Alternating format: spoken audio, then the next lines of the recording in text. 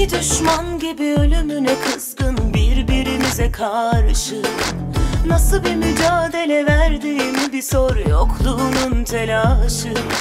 Seni unutur da sorsa kalbim, başkası avutabilir. Bir gün gelip de kalmazsa tek bir anı ikimize dair.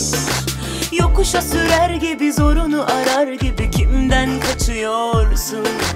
Dava düşmüş kalp aşımından, bizi neye değişiyorsun? Beni unutur da sorsa kalbin, kim seni avutabilir?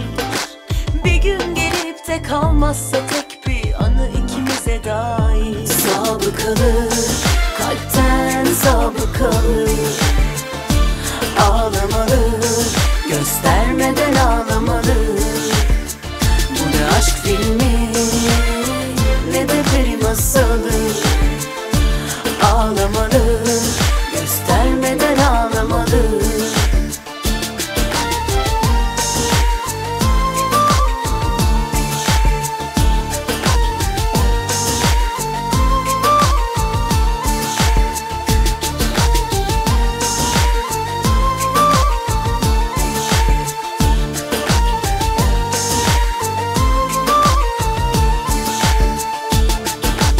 İki düşman gibi ölümüne kızgın birbirimize karşı. Nasıl bir mücadele verdiğimi bir sor, yokluğunun telaşı. Seni unutur da sorsa kalbim, başkası avutabilir. Bir gün gelip de kalmazsa tek bir anı ikimize dair. Yokuşa sürer gibi, zorunu arar gibi kimden kaçıyorsun? Dava düşmüş kalp aşımından, bizi neye değişiyorsun?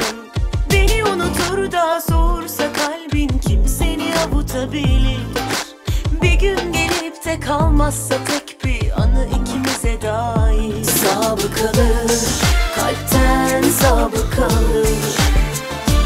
Ağlamalı, göstermeden ağlamalı. Bu ne aşk filmi, ne de peri masalı. Ağlamalı, göstermeden ağlamalı.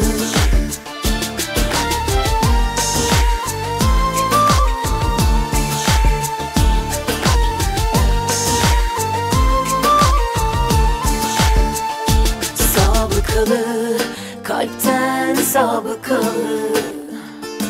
Ağlamalı, göstermeden ağlamalı.